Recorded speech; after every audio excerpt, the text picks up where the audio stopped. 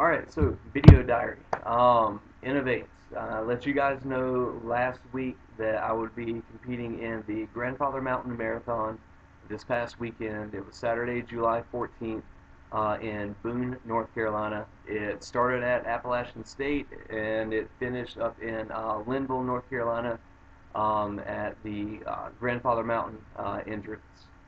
All in all, it was about 3,000 something odd feet worth of elevation gain through the whole thing. So very challenging run. I actually finished third place overall, 2 hours, 58 minutes, 59 seconds. So big accomplishment on that course, and I did it in my 255s. And I'll let you guys know on the Facebook post that I made that this will be kind of the retirement party for these shoes. They've been excellent. I've been running in them since September of last year, September 2011, and here it is, mid-July 2012. Best guess on this shoe is I put about 800 miles on this one pair.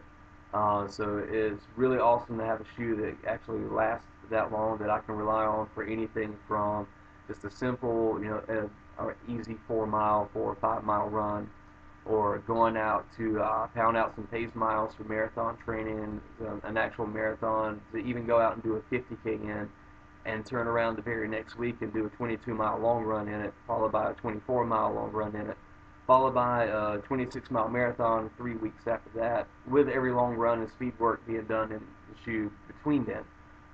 So absolute blessing. I just wanted to give a quick shout out to Dwight Davis, who is the Inov-8 rep for our general area. I work at a store called Tri Sports, and we brought you guys on, I believe, last year, and had a lot of great reviews with like the F-Light series, but for me personally, it's been all about the Rodex 255s.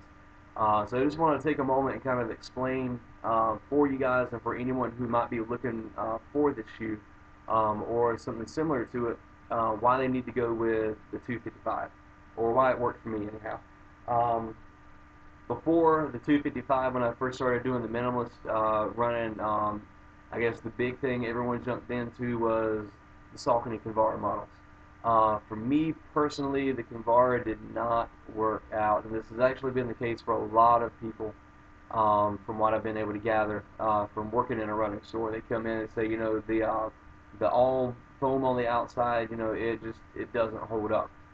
So for me personally, you can kind of see how I sheared the lugs off on the outside and on the right side. That really started getting bad at about 100 miles. At 130 miles, I actually retired the shoe from road running, started doing just simple trail runs in it, anything that might be like dirt road or whatnot, off-road pretty much. I'd keep using it, but all in all, I'm looking at about 175 or so miles on it, and there's nothing there. There's nothing there. So, Dwight Davis, most awesome rep I've ever dealt with. Super helpful, super friendly, super knowledgeable. Let me know about the 255, and especially when I addressed some of the issues that I was having with other minimal shoes, especially, like I said, the Kinvara models. Pointed out the endurance compound on the 255 and how it's the same carbon type rubber that goes in the heel, so it's much more high abrasive, much more high durable up in the forefoot. Really, really like the shoe right off the bat, just because there's not a whole lot between your foot and the ground. It is still like a 9mm drop, which makes it a perfect transition shoe for someone who's going from a standard, maybe 12mm drop shoe, wanting to get a little bit more minimal.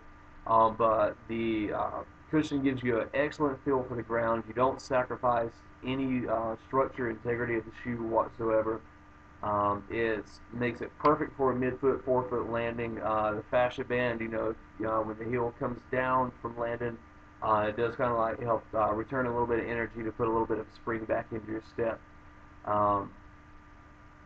But for me, the big thing is it's been the only minimal shoe, not just one, but the only minimal shoe that I've found that can actually hold up for not only my training, but to be able to get me through training, through race day, and then to the next race day, and the race day after that, the race day after that. So like I said, roughly best guess is about 800 miles on this one pair.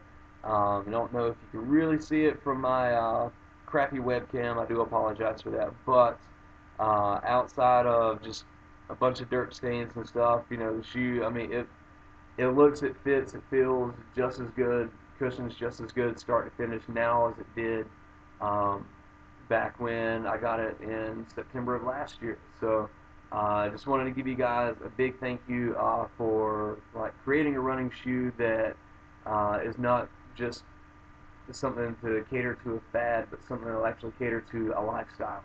255's been without a doubt the best shoe I've ever worn, and I'm definitely looking forward to putting some more miles in my 233s that I recently got. Dwight told me about these.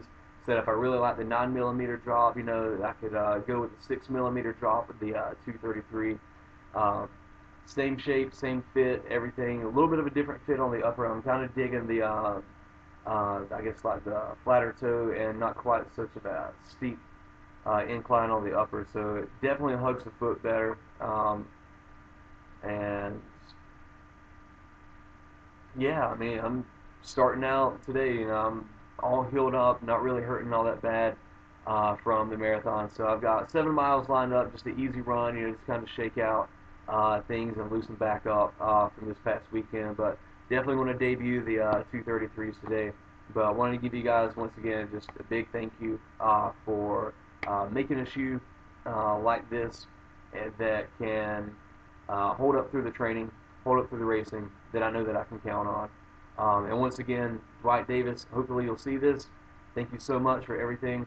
Definitely looking forward to working with you guys, getting a lot of miles in the future. I'll let you know how things go. See you out on the trails. See you out on the road.